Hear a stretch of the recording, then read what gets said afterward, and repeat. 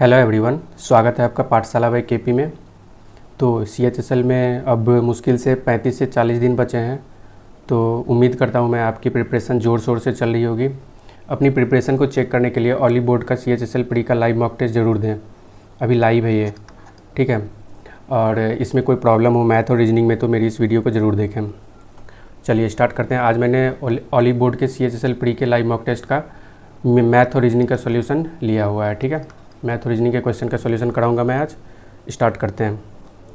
तो पहला क्वेश्चन है, in a circle with centre O, AB and CD are two chords intersecting each other at point P, then which of the following is true. दो statement दिया हुआ है। पहले एक सर्कल बना लेते हैं। एक सर्कल है जिसका सेंटर है O, ठीक है। AB और CD दो कोड दिया हुआ है। ये दोनों इंटरसेक्ट करता है P पे। AB एंड CD दोनों इंटरसेक्ट AB एंड CD, ये दोनों P पे इंटरसेक्ट करता है, ठीक है। तो बोल रहा है first statement, perpendicular from centre A to कोड AB divides it in two equal parts and vice versa, ठीक है। तो अगर यहाँ से सेंटर से परपेंडिकुलर ड्रॉ करेंगे तो ये इक्वल डिवाइड करेगा। तो ये तो हमें पता ही है, अगर कोई सर्कल है उसके सेंटर से परपेंडिकुलर ड्रॉ करते हैं कोई भी कोड पे तो वो इक्वली डिवाइड करता है। तो ये तो सही है, फर्स्ट स्टेटमेंट सही है। AB पे भी डालेंगे तो इक्वली डिवाइड करेगा और CD पे भी डालेंगे, परपेंडिकुलर डालेंगे तो इक्वली डिवाइड करेगा उस CD को। तो फर्स्ट स्टेटमेंट सही है। अब दूसरी स्टेटमेंट पे आते हैं। दूसरी स्टेटमेंट में जब दो कोड एक दूसरे को कोई पॉइंट पे इंटरसेक्ट करता है तो इसका फार्मूला क्या होता है, AP into PB equal to CP into PD, ठीक है। बोल सकते हैं AP into PB equal to CP into PD। तो इसका फार्मूला क्या हो जाएगा, AP by CP equal to PD या फिर DP बाय BP। इसको लिख सकते हैं, इसको BP लिख सकते हैं, इसको DP लिख सकते हैं, ठीक है। इस तरह से आ गया।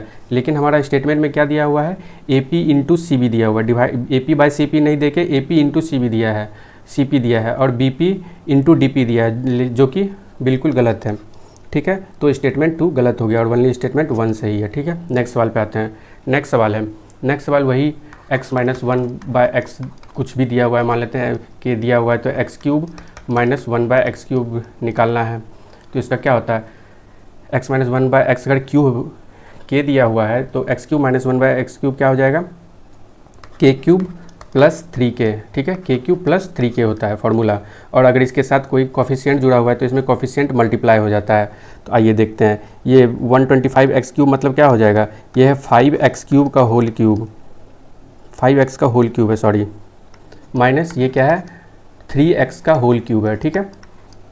अब 5x माइनस 1/3x 8 दिया हुआ है और हमसे पूछा क्या गया है 5x का होल क्यूब माइनस 1/3x का होल क्यूब। तो इसको क्या लिख सकते हैं, 8 का क्यूब प्लस 3 इंटू 8 इंटू, अब जो इसका कोफिशिएंट है वो भी मल्टीप्लाई करेंगे। इसमें कोफिशिएंट 5 है और इसमें कोफिशिएंट 1/3 है, तो 3 से कैंसिल हो जाएगा। और 8 का क्यूब होता है 512, 512 प्लस 40 तो हो जाएगा 552, 552। ऑप्शन नंबर डी हो जाएगा इसका आंसर। तीसरा क्वेश्चन है, a sum of 3250 at 40% rate of interest compounded half yearly, then compounded half yearly है, then what is the interest earned after 2 year. तो 2 साल बाद कितना इंटरेस्ट अर्न करेगा ये पूछा गया है।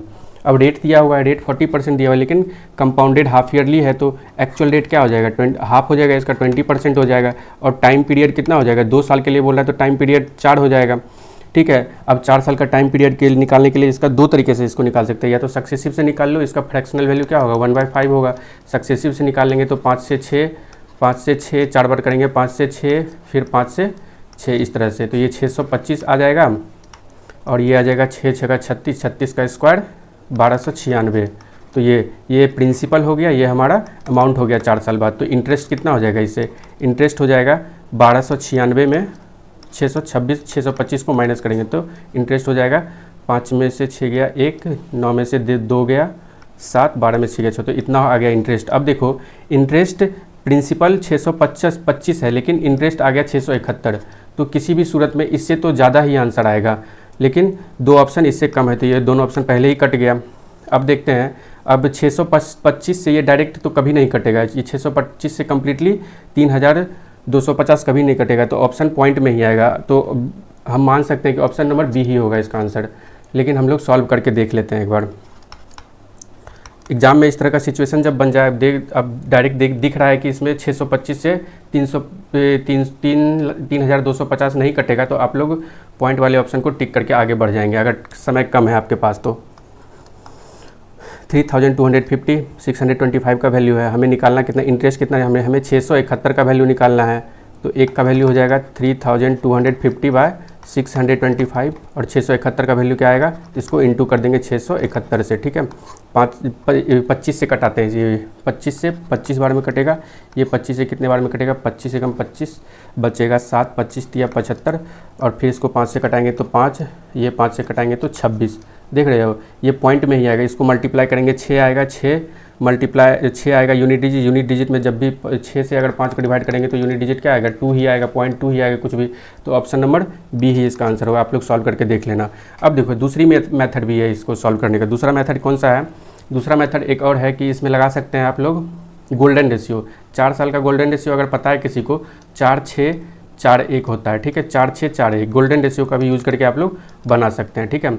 तो इसमें फ्रैक्शनल वैल्यू दिया हुआ है 20% का फ्रैक्शनल वैल्यू 1/5 होता है, तो इसको मान लेते हैं प्रिंसिपल कितना है 625 है। 625 का 1/5 करेंगे तो यहाँ पे आ जाएगा 625 का 1/5, 625 इंटू 1/5 करेंगे तो ये 125 आ गया, ये गुना होगा। फिर इसका 125 का 1/5 करेंगे तो 25 आएगा, ये भी गुना होगा। फिर इसका 25 का एक 1/5 करेंगे तो यहाँ 5 आ जाएगा। फिर 5 का 1/5 करेंगे तो 1 आ जाएगा। इन सबको मल्टीप्लाई करके जोड़ेंगे तो हमारा इंटरेस्ट निकल जाएगा, इससे क्या निकल जाएगा, हमारा इंटरेस्ट निकल जाएगा। और प्रिंसिपल तो इतना दिया हुआ है, तो प्रिंसिपल इसके बराबर कर देंगे और उससे इंटरेस्ट निकल जाएगा। इंटरेस्ट इतना ही निकलेगा, आप लोग करके देख लेना। नेक्स्ट सवाल पे आते हैं। नेक्स्ट सवाल है ए नंबर इज़ रिड्यूस्ड टू 40%। एक नंबर है जिसको 40% रिड्यूस करके 40% कर दिया गया। ये नहीं कि 40% रिड्यूस किया है, एक नंबर को 40% घटा के 40% कर दिया गया and its value then increased by 20%। तो कोई नंबर है x, उसको पहले क्या किया 40% घटा के कर दिया। 40% का फ्रैक्शनल वैल्यू क्या होता है, 40% का फ्रैक्शनल वैल्यू होता है 2/5।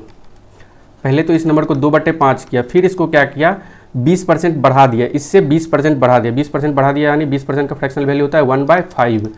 एक बढ़ गया तो 6/5 हो गया। इसका वैल्यू कितना दिया हुआ है 192 दिया हुआ है। तो x का वैल्यू यहाँ से निकल जाएगा 6 दूना 12, 12 एकम 12, 12 छक्के 72। तो x का वैल्यू क्या हो जाएगा 16 पचे 80, 80 पचे 400। तो x का वैल्यू 400 आ गया, ठीक है। बोल रहा है फिर से दूसरे पार्ट में क्वेश्चन का बोल रहा है if the same number is first reduced by 10%। यही सेम नंबर यानी 400, पहले इसको 10% घटाया है, 10% घटाया यानी 90% कर दिया गया। तो 90% का fractional value 9/10 and then increased by 30% increase कर दिया गया है। 30% इंक्रीज कर दिया मतलब 13/10 एंड अगेन रिड्यूस बाय 15%। तो 15% रिड्यूस करेगा तो 85/100। अब यही तो इससे इसको सॉल्व करने के बाद हमारा रिजल्टिंग नंबर आ जाएगा, आंसर आ जाएगा। 2 0 से 2 0 कैंसिल हो जाएगा, ठीक है। अब 0 रहने देते हैं, ऐसे भी आंसर पॉइंट में आने वाला है। यूनिट डिजिट से भी आप लोग कर सकते हैं, ठीक है। यूनिट डिजिट से एक बार देख लेते हैं। 9 चौके 36, 36 दिया 36 गुना 13 गुना 85/100, इस तरह से आ गया। 36 गुना 13 होता है 13 छक्के 78, 7 13 3 39, 7 46। तो 468 इंटू 85 कर लेते हैं। अब 8 पंचे 40, 6 पंचे 30, 4 34, 3 5 के 20, 3 23, 8 8 64, 8 8 64 बचेगा 6, 8 6 48, 6 54, 5 8 6 32, 5 37, 0 8 4 3 7 7 2 9 और 3। तो इसका वैल्यू कितना आ गया मल्टीप्लाई करके 39,780। बाकी नीचे का क्या है 2 0 है, तो नीचे 100 है, 100 को हटाएंगे तो यहाँ पॉइंट आ जाएगा। तो इसका आंसर क्या आ जाएगा 397.80। तो इसका ऑप्शन नंबर सी आंसर हो जाएगा, ठीक है। नेक्स्ट सवाल पे आते हैं। The mark price of a bat and ball are in ratio 4:1 respectively. The shopkeeper gives 25% discount on bat. If the combined discount on both bat and ball is 30%, then what will be the discount given on the bat? ठीक है, mark price दिया हुआ है bat और ball का mark price दिया हुआ है कितना दिया हुआ है, 4:1 दिया हुआ है, ठीक है। बैट पे दिया कितना, 25% का डिस्काउंट दिया, ठीक है। ओवरऑल कितना डिस्काउंट दिया, इसको इस पे मान लेते हैं X% डिस्काउंट दिया। ओवरऑल कितना डिस्काउंट दिया, 30 डिस्काउंट दिया, 30% डिस्काउंट दिया, ठीक है। ओवरऑल 30%, ओवरऑल यानी 5 पे 30% का डिस्काउंट दिया। तो टोटल डिस्काउंट कितना दिया, 150 हो सकता है, टोटल डिस्काउंट 150% दिया, ठीक है। इससे कितना आ जाएगा, इससे 100%, इसको फिर प्लस करेंगे तो ये X% माइनस X% डिस्काउंट हो गया है टोटल, इसको मल्टीप्लाई करेंगे इक्वल टू इतना हो जाएगा। तो माइनस X% का वैल्यू क्या आ जाएगा, माइनस 150 डिग्री, 150% प्लस 100%, तो ये क्या आ जाएगा, X का वैल्यू क्या आ जाएगा 50%, इसको 50% आ जाएगा। X का वैल्यू कितना आ जाएगा, तो X का वैल्यू आ जाएगा हमारा 50%, ठीक है। X का वैल्यू कितना आ जाएगा, 50% आ जाएगा, ठीक है। तो कितना डिस्काउंट दिया, 50% डिस्काउंट दिया वो बॉल पे, ठीक है। इसको डेविएशन से भी कर सकते हैं, डेविएशन। अब 4 बैट और बॉल का मार्क प्राइस है 4 और 1 है, बैट का मार्क प्राइस है 4 और बॉल का 1 है, ठीक है। इसमें जो है ओवरऑल डिस्काउंट 30% का है, ठीक है, लेकिन बैट पे दिया हुआ है 25% का। हम बेस वैल्यू इसको मान लेते हैं, बेस वैल्यू 25% मान लेते हैं, कितना ज़्यादा, 5% ज़्यादा दिया हुआ है, 5% ओवरऑल में ज़्यादा, अब 5% ओवरऑल में ज़्यादा होगा तो कितना होगा, 25। अब बेस वैल्यू 25 में माइनस 25 में 25 घटाएंगे और तो 25%, तो 50% टोटल डिस्काउंट हो जाएगा, ठीक है। इसको डेविएशन से भी कर सकते हैं। नेक्स्ट सवाल पे आते हैं। नेक्स्ट सवाल है, इन ए ट्रायंगल WXY, एक ट्रायंगल है WXY,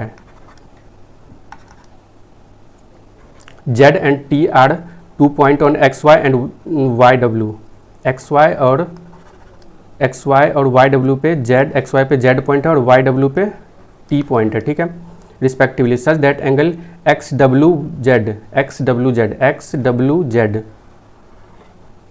इक्वल टू ZWY, यानी कि ये दोनों एंगल बराबर है, थीटा मान लेते हैं, ठीक है। And angle YXT equal to angle WXT, यानी कि ये दोनों एंगल बराबर, अगर ये अल्फा है तो ये भी अल्फा हो जाएगा। WZ and XT intersect at point P,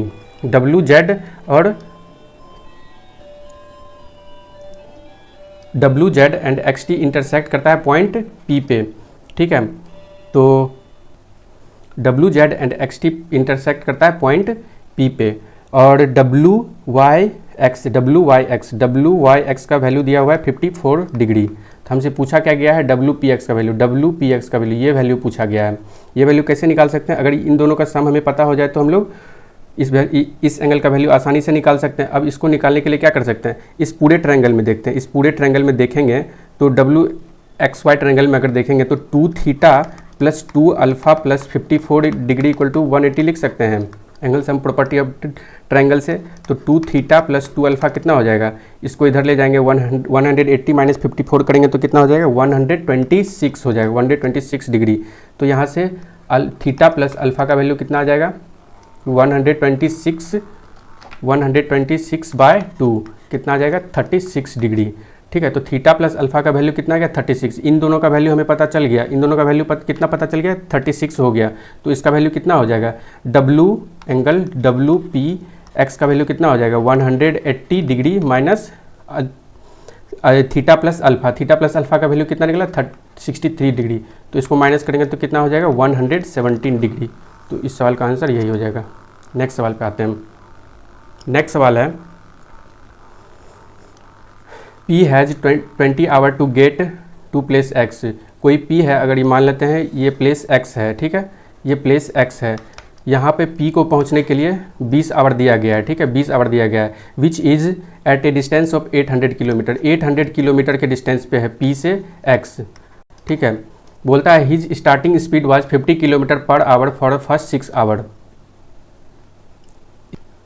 तो उसका स्टार्टिंग स्पीड 50 किलोमीटर है फॉर फर्स्ट 6 आवर, यानी कि फर्स्ट 6 आवर में उसने वो कितना चला होगा, फर्स्ट 6 आवर में कितना डिस्टेंस चला होगा, 50 गुने 6, तो 300 किलोमीटर फर्स्ट 6 आवर में चला वो, 300 किलोमीटर फर्स्ट 6 आवर में चला वो, ठीक है। फर्स्ट 6 आवर में 300 किलोमीटर चला। अब फिर next 400 kilometre his speed was 40 kilometre, तो नेक्स्ट 400 किलोमीटर जो है वो नेक्स्ट 400 किलोमीटर वो 40 किलोमीटर पर आवर की स्पीड से चलता है। तो कितना टाइम लगा होगा उसे? 10 40 400/40 करेंगे तो कितना आ जाएगा? 10 आवर आ जाएगा इसका स्पीड टाइम।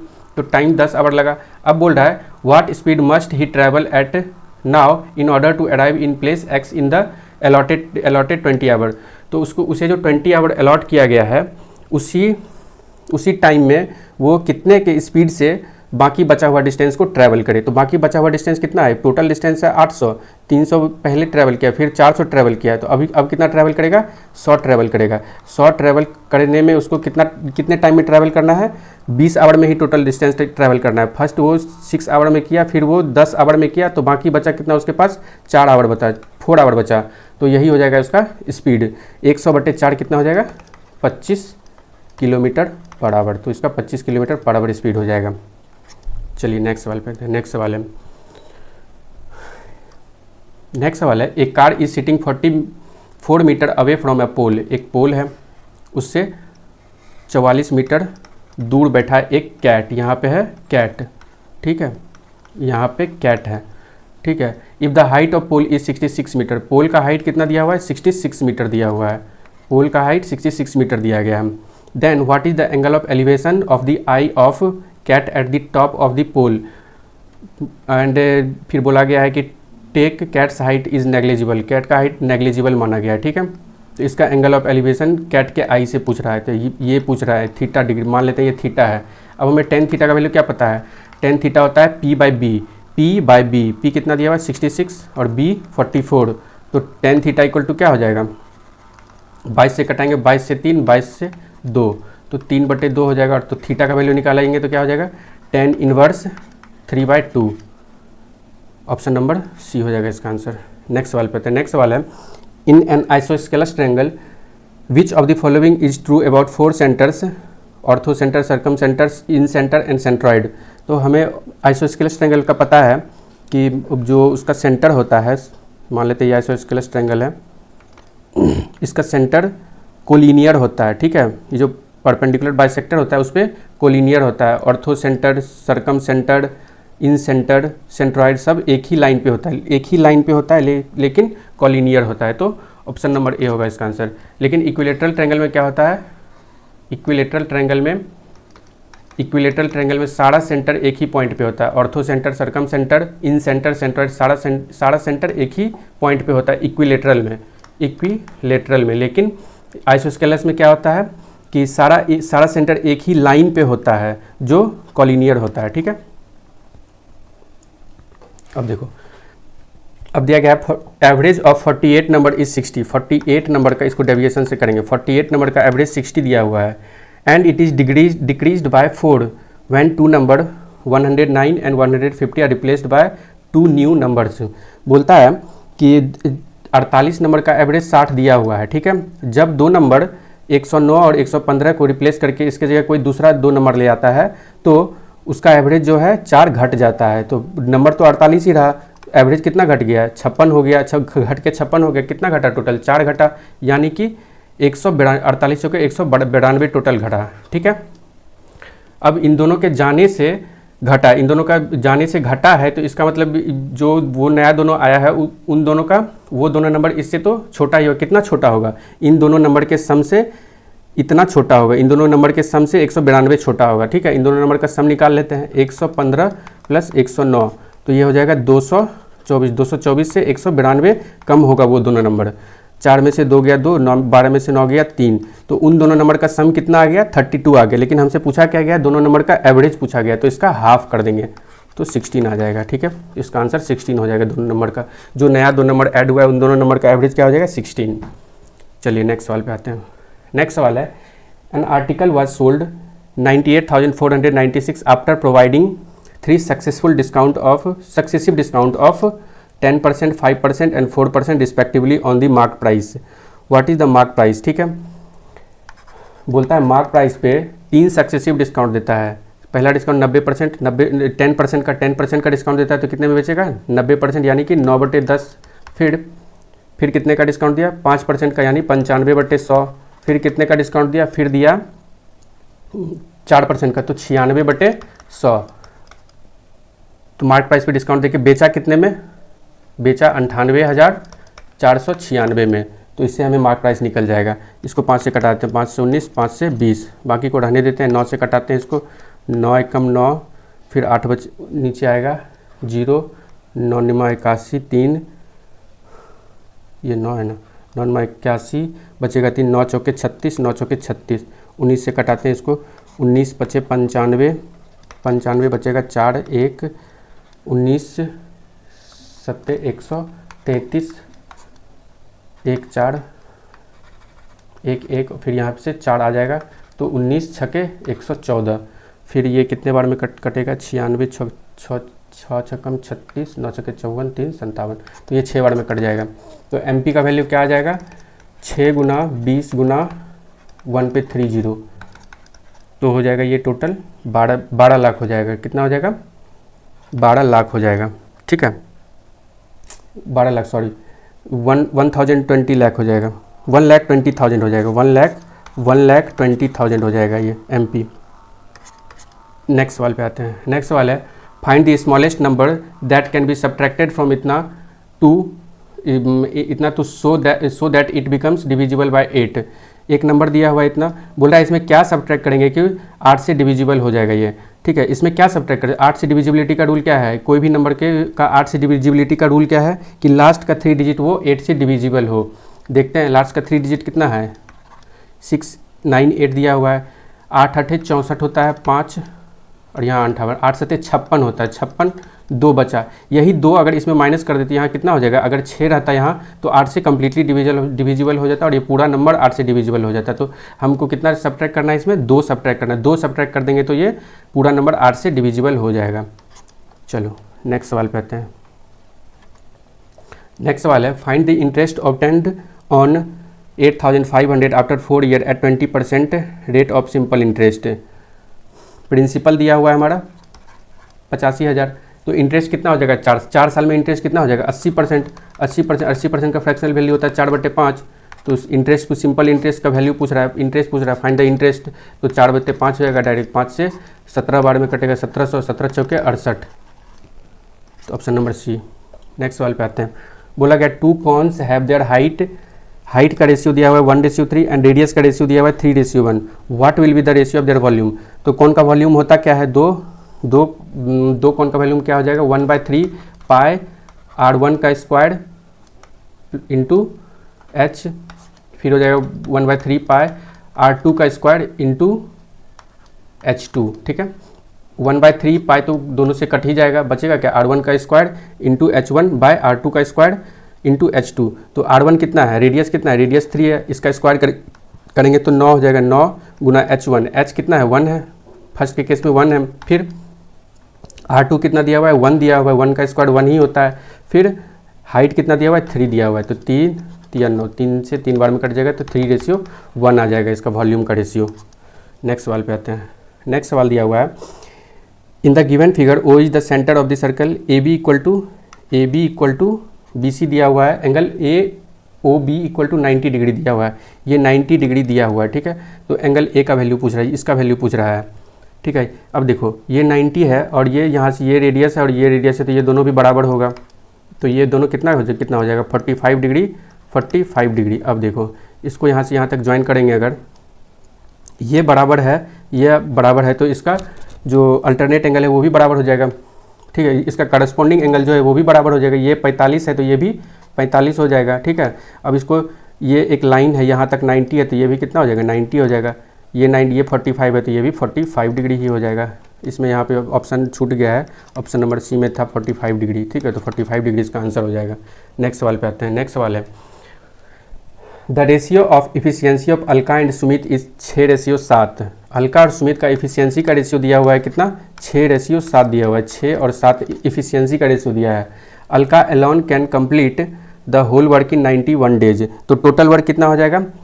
देखो अलका का इफिशियंसी मतलब होता है कि वो एक दिन में इतना काम कर सकती है, अलका एक दिन में 6 काम कर सकती है, ठीक है। और अलका को टोटल डे कितना लगता है 91 डे लगता है, तो टोटल वर्क कितना हो जाएगा 91 × 6 हो जाएगा।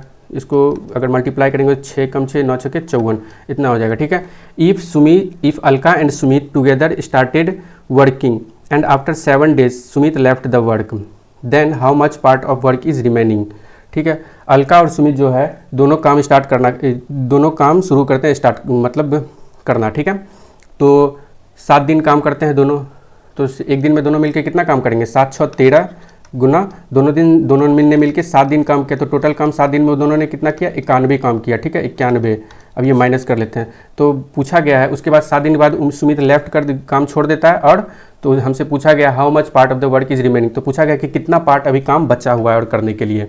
तो दोनों ने मिलकर 7 दिन में इतना काम किया, टोटल काम इतना है, बचेगा कितना, तो माइनस कर देंगे। 6 में से गया 5, 14 में से 9 गया 5, 455 बचेगा। कितने में बचा है, टोटल वर्क कितना है 546।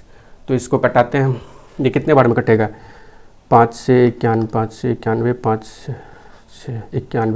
91 से कट रहा है, 91 पचे 91 छके, तो 5/6 काम बचा हुआ है अभी, 6 में से 5 काम अभी बचा हुआ है करने के लिए। अब देखो दूसरा सवाल है, pipe A and pipe B can fill a tank in 20 minute and 30 minute. Pipe A और पाइप बी है, ये 20 मिनट में भर सकता है पाइप ए, और पाइप बी 30 मिनट में।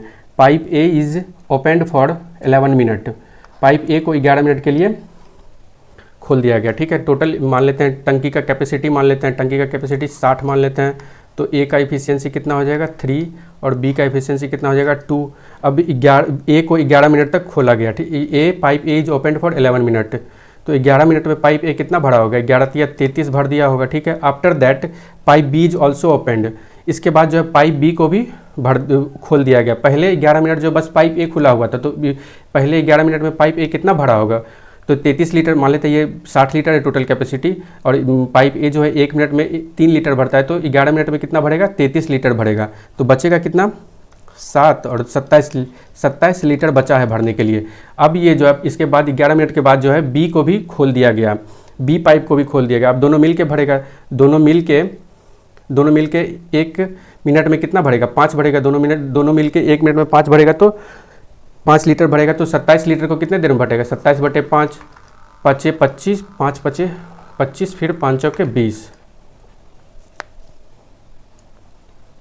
तो इसको टोटल कितना लग जाएगा, पहले 11 मिनट लगा था, अब 5.4 मिनट लग रहा है, तो 11×5 16.4 मिनट लग जाएगा, टोटल टाइम लग जाएगा टंकी को भरने में। ऑप्शन नंबर ए हो जाएगा इसका आंसर। नेक्स्ट सवाल पे आते हैं। नेक्स्ट सवाल है there are 2 persons A and B and they have different amount with them. दो पर्सन है ए एंड बी, दोनों के पास डिफरेंट अमाउंट है। ठीक है, the amount of money with B is 20,000 less than twice the amount with A.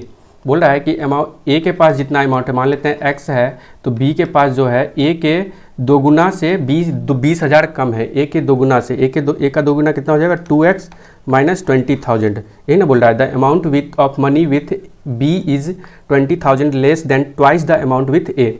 A के पास जितना है उसके ट्वाइस से 20,000 कम है बी के पास, तो ए और बी का आ गया इतना मनी है दोनों के पास। ठीक है, the respective ratio of the amount obtained when 2,000 is added to A's amount and the same amount is subtracted from B's amount is 1:1। ठीक है, बोल रहा है ए में जब 2,000 प्लस करेंगे, एक ए यानी कि एक्स में जब 2,000 ऐड करेंगे, और बी का कितना अमाउंट है 22x माइनस 20,000, इसमें जब 2,000 और माइनस करेंगे तो इसका रेशियो क्या हो जाएगा 1:1, तो इससे x का वैल्यू निकल जाएगा, फिर पता चल जाएगा a to b का रेशियो। तो x प्लस 2,000 इक्वल टू कितना हो जाएगा 2x माइनस 20,000 माइनस 2,000 कितना हो जाएगा 22,000 हो जाएगा। ठीक है, x को इधर लाएंगे, x इक्वल टू हो जाएगा, और इसको x को इधर लाएंगे और 22,000 को इधर लाएंगे, तो 24,000 हो जाएगा। x का वैल्यू कितना हो गया 24,000, तो x ये हो गया ए के पास कितना अमाउंट है 24,000, बी के पास कितना होगा 24 दूना 48, 48 माइनस 20,000, तो 48,000 माइनस 20,000 कितना हो जाएगा 28,000।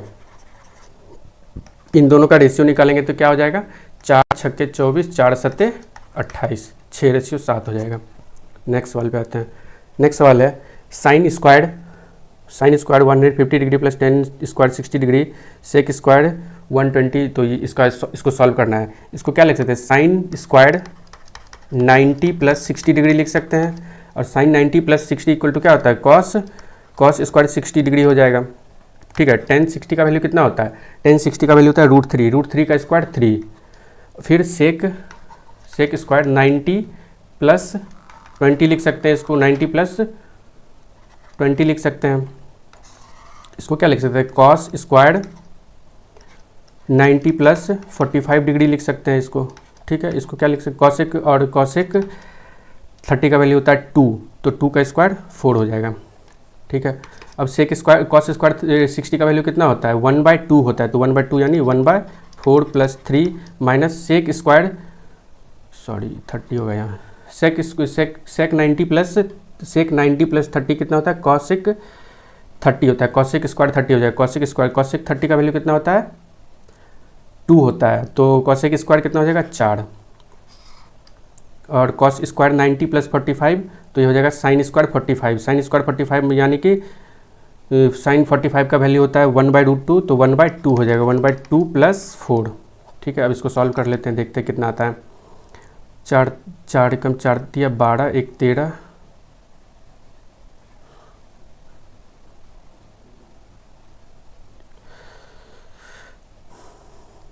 चार आ गया एलसीएम, 1 प्लस 12 माइनस 16, तो ये आ जाएगा -3/4 और नीचे आ जाएगा 2, 4 2 8 1 9 -3/4 इंटू 4 2 8 1 9, टोटल 9 आएगा नीचे, 9 गुने 2। ठीक है, 3 तिया 9, 2 दूने 4, तो -1/6 आ जाएगा इसका आंसर। ठीक है, इसका आंसर कितना आ जाएगा, -1/6। क्या क्या मैंने सबको कॉस साइन में चेंज कर लिया, 90 से इसको वैल्यू निकालने के लिए इसको क्या कर लिया, साइन 90 प्लस 60 कर लिया, इसको कर लिया सेक 90 प्लस 30, और हमें पता है साइन 90 प्लस 60 कितना होता है, कॉस 60 हो जाता है, और सेक 90 प्लस थीटा इक्वल टू क्या होगा, कॉसेक थीटा हो जाएगा, और सबका वैल्यू पुट कर दिए तो इतना आ गया। ठीक है, -1/6 आ जाएगा इसका answer, option number A. Next सवाल पे आते हैं। नेक्स्ट सवाल दिया हुआ है, the two number are such that their difference, their sum and their product are to one another as 1:7:24, the product of two number is. ठीक है, दो नंबर है, मान लेते हैं ए और बी, दो नंबर है, ए और बी का मान लेते हैं x दिया हुआ है, a प्लस बी का दिया हुआ है 7x, और a इंटू बी दिया हुआ है कितना, a इंटू बी दिया हुआ है 24x। ठीक है, तो यहाँ से a का वैल्यू कितना निकल जाएगा, a का वैल्यू निकालने के लिए डायरेक्ट क्या करते हैं, इन दोनों को जोड़ के हाफ कर देते हैं, तो इन दोनों को जोड़ेंगे तो 8x/2 4x हो जाएगा, 4x, और b का वैल्यू अगर निकालेंगे तो इन दोनों को सब्ट्रैक्ट करके हाफ कर देते हैं, इन दोनों को सब्ट्रैक्ट करेंगे तो 6x आएगा, 6x का हाफ करेंगे तो 3x। ठीक है, a का वैल्यू 4x निकल गया और b का 3x निकल गया, तो इन दोनों का प्रोडक्ट कितना दिया हुआ है 24 दिया हुआ है, यानी कि 12x 4 दिया 12x स्क्वायर का वैल्यू कितना दिया हुआ है 24x, x कट जाएगा और x का वैल्यू कितना निकल जाएगा 24/12, 2 निकल गया। ठीक है, तो इससे हम फिर हमें क्या पूछ रहा है, product of two number, product of two number a into B 24x है, 24x यानी कि 24 गुना 2 48, ऑप्शन नंबर डी होगा इसका आंसर। ठीक है, नेक्स्ट सवाल पे आते हैं।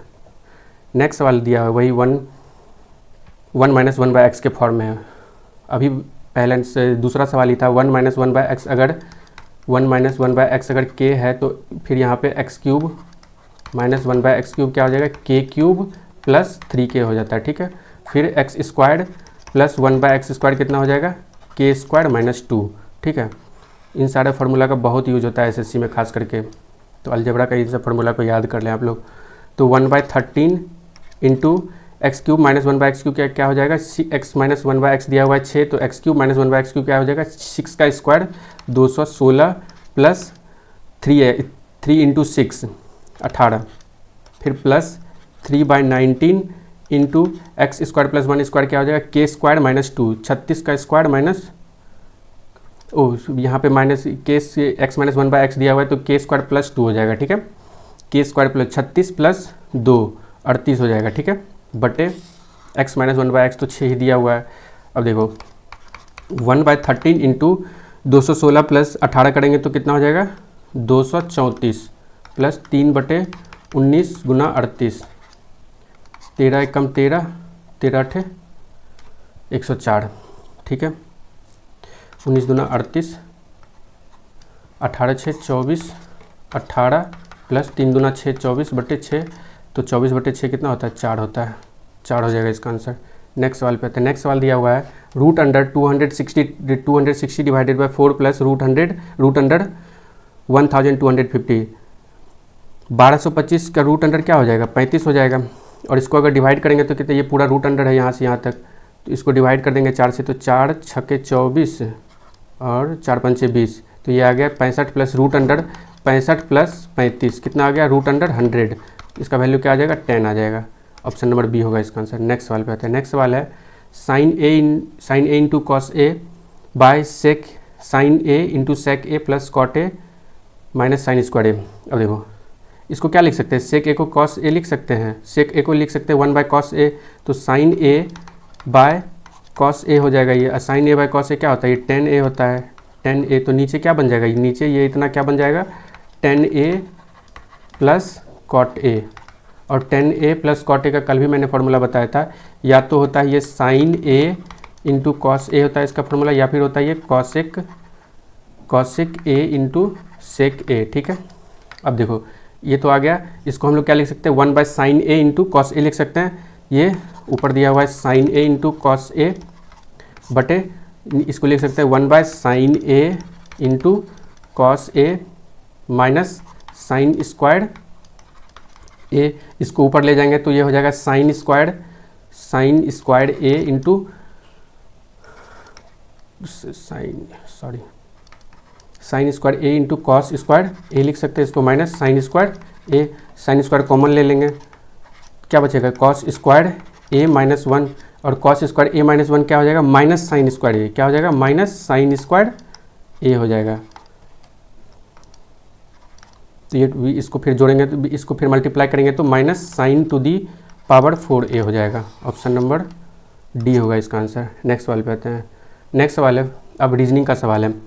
रीजनिंग का सवाल मैंने बस कोडिंग डिकोडिंग नंबर सिस्टम और एनालॉजी का लिया है, बाकी सारा सवाल वो सब नहीं लिया है। ग्राफ ये फिगर वाला क्वेश्चन सब नहीं लिया है मैंने। तो आइए करते हैं।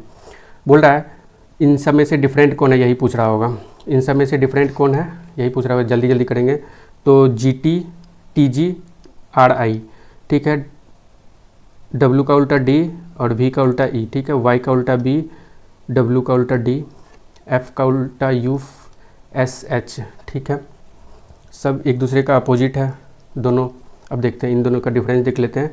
T-2 का डिफरेंस है यहाँ 23, यहाँ ये 22 है तो -1 का डिफरेंस है यहाँ, इसमें ये 25 और ये 23, तो यहाँ -2 का डिफरेंस है। यहाँ पे 21 -2, यहाँ पे भी 2, इसमें भी 2 का डिफरेंस है, इसमें 2 का डिफरेंस है, इसमें 1 का डिफरेंस है, तो यही अलग हो जाएगा इन सब से। नेक्स्ट सवाल पे आते हैं। नेक्स्ट सवाल कोडिंग डिकोडिंग है।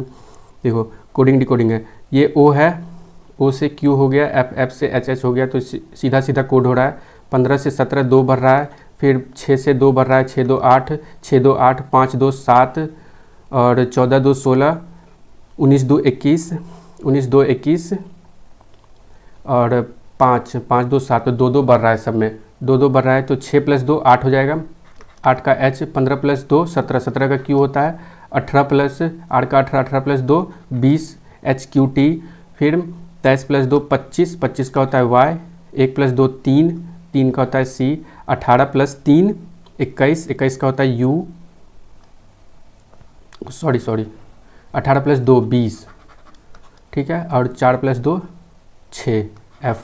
तो HQT YCTF, HQT YCTE, option number C, HQT YCTE। Next पे आते हैं। नेक्स्ट सवाल, इन समय से अलग कौन है यही पूछ रहा होगा, ठीक है।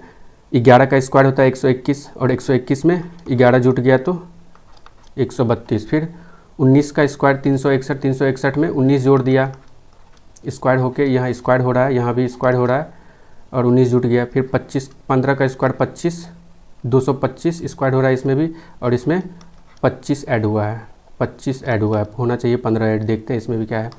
22 का स्क्वायर 484 होता है, 22 का स्क्वायर 484, फिर इसमें 22 जोड़ा है, 22, 4 2 6 8 2 10 5, तो स्क्वायर करके सेम नंबर ऐड हो रहा है, स्क्वायर करके सेम नंबर ऐड हो रहा है, लेकिन इसमें जो है 25 ऐड हो रहा है, 10 ज़्यादा ऐड हो रहा है, तो यही डिफरेंट होगा। नेक्स्ट सवाल पे आते हैं। नेक्स्ट सवाल है, इसको कैसे कोड किया गया है। ई का एफ हो गया और डी एन का डी, तो ये सीधा सीधा कोड नहीं हो रहा है। पीछे से देखते हैं, E F C D N O M N O A B, तो पीछे से 1 1 प्लस हो रहा है, पीछे से 1 प्लस हो रहा है, तो इससे डी प्लस 1 क्या हो जाएगा, ई हो जाएगा, ई प्लस 1 एफ हो जाएगा, जी प्लस 1 एच हो जाएगा, A plus B N plus O, A plus B M plus N, E F H B O B N, E F H B O B N, B O E F H B O B N, तो option number D हो जाएगा इसका answer. Next सवाल पे आते हैं।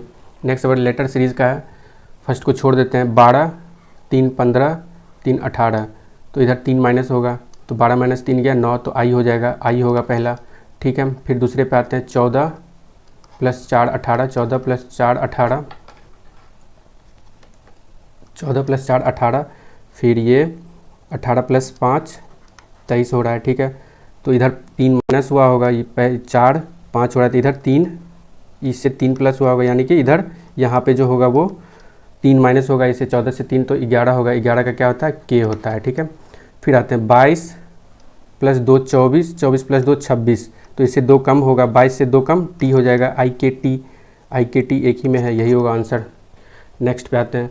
Next है, direct code कर दिया गया, आर का 18 होता है, 18, तो उसमें 1 प्लस कर दिया गया, 1 प्लस करके 19, ए का होता है 1, 1 में 2 ऐड कर दिया गया 3, एन का होता है 14, 14 में 1 ऐड कर दिया गया 15, जी का होता है 7, 7 में 2 ऐड कर दिया, तो 1 प्लस 1 2 का इस तरह से ऐड हो रहा है, ठीक है, डायरेक्ट, और इसमें 1 ऐड हो गया होगा, 5 प्लस 1 6, सेम यही पैटर्न इसमें भी हो रहा होगा, आप लोग चेक कर लीजिएगा। एस प्लस 1, एस होता है 19, 19 प्लस 1 20, ठीक है। एच प्लस 2, 1 पहले प्लस 1 होगा, फिर प्लस 2 होगा, 8 प्लस 2 10, 20 10 20 10 20 10 20 10, इसी में यही होगा ऑप्शन, चेक कर लीजिएगा आप लोग। ये तो सेम सवाल है, सेम सवाल है, इससे पहले भी किए थे यही। अब देखो इसमें क्या हो रहा है, GRANDIIZ जी, 7 2 9 7, जी का 7 होता है, 7 2 9 7 2 9, RI, आर का उल्टा होता है आई, आर का अपोजिट होता है आई, तो ये अपोजिट हो रहा है, ए का जेड, एन का उल्टा एम, तो ये तीनों जो है अपोजिट है, ठीक है। और जी में 2 ऐड हो रहा है, अब डी में देखते हैं, 4 2 6, इसमें 2 ऐड हो रहा है, तो बीच का 3 अपोजिट होगा, और फर्स्ट और लास्ट जो है उसमें 2 ऐड होगा, तो f प्लस 2 कितना हो जाएगा, f 6 होता है, 6 प्लस 2 8, आई का उल्टा r, ई का उल्टा v, एल का उल्टा o, डी का उल्टा डी प्लस 2 करेंगे, डी प्लस 2 कितना हो जाएगा, 4 2 6 हो जाएगा, 6 का उल्टा है f, तो HRVOF, option number C. Next पे आते हैं। नेक्स्ट है एनालॉजी का, ये 12 25 60 प्लस 5, 16 25 80 प्लस 9, 18 25 90 प्लस 25, ठीक है, 20 25 100 प्लस 13, तो सीधा सीधा तो कुछ हो नहीं रहा है। अब देखो ये 5 कैसे आ रहा है, 5 कैसे ऐड हो रहा है इसमें, 5 तो मल्टीप्लाई होके ही आएगा इसमें, 12 5 60 तो आएगा ही, 5 कैसे, 5 को क्या लिख सकते हैं, 12 माइनस 7 इक्वल टू 5 होता है। फिर इसी तरह से इसमें देखते हैं 9 कैसे आएगा, यहाँ 16 माइनस 7 करके आएगा 9, ठीक है, यहाँ 5 आएगा। फिर इसमें अगर करेंगे 18 माइनस 7 करेंगे तो 11 होना चाहिए, लेकिन यहाँ 25 ऐड हो रहा है। इसमें देखते हैं 20 13 कैसे आएगा इसमें, तो 20 माइनस 7 करेंगे तो 13 आ रहा है, ठीक है। तो इसका लॉजिक क्या है कि 12 गुना 5 करेंगे, n इंटू 5 करेंगे, फिर n इंटू 5, अगर इसका पैटर्न देखें तो क्या हो रहा है, n into 5 plus n minus 7, ये हो रहा है पैटर्न इसका, ठीक है, n माइनस 7, तो ये अलग हो जाएगा। नेक्स्ट पे आते हैं। नेक्स्ट है 9 18, 9 दूनी 18 और माइनस 10, 8 दूनी 16 माइनस 10, तो 6 दूनी 12 हो जाएगा, ये 12 हो जाएगा इसका। गुना पहले दो मल्टीप्लाई हो रहा है, फिर 10 माइनस हो रहा है, फिर 2 मल्टीप्लाई हो रहा है, 10 माइनस हो रहा है, 2 मल्टीप्लाई होगा, ठीक है 12 हो जाएगा इसका आंसर। नेक्स्ट पे आते हैं। नेक्स्ट यही सवाल हो गया, रिपीट हो गया। नेक्स्ट है ये KNWL, शायद ये लास्ट सवाल है, देख लेते हैं। हाँ लास्ट सवाल है ये KNWL। के का होता है 11, 12, 14, 23। तो इसको जो है अल्फ़ाबेटिकल ऑर्डर में लिख दिया गया है, ठीक है। अल्फ़ाबेटिकल ऑर्डर में देखते हैं कौन सा है। वी तो सबसे बड़ा होता है, तो अल्फ़ाबेटिकल, इसमें अल्फ़ाबेटिक ऑर्डर को असेंडिंग ऑर्डर में बढ़ते क्रम में लिखा हुआ है। तो इसमें सबसे पहले तो बड़ा, इसमें डिसेंडिंग ऑर्डर में V5 इस तरह से, तो होगा नहीं। फिर 13 है, ये 5 है, 3 है, 9 है, तो ये भी नहीं होगा। 24, 23, 16, 15 ये भी डिसेंडिंग ऑर्डर में, तो ये भी नहीं होगा। ये देखते हैं 2, 9, 5, 2, 9, 13, 23, इसको असेंडिंग ऑर्डर में लिख दिया गया है।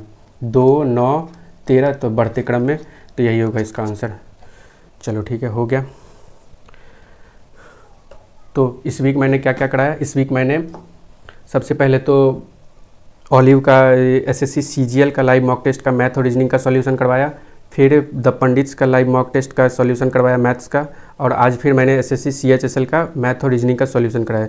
रीजनिंग का जो जितना इंपॉर्टेंट था मैंने वही करवाया है, बाकी सब फिगर वाला है और फिर एज वाला है कुछ क्वेश्चन, और फिर कुछ GK बेस्ड क्वेश्चन है, उन सबको कराना, वो सब आप लोग खुद से कर सकते हैं, ठीक है। तो चलो थैंक यू, मिलते हैं फिर नेक्स्ट वीडियो में।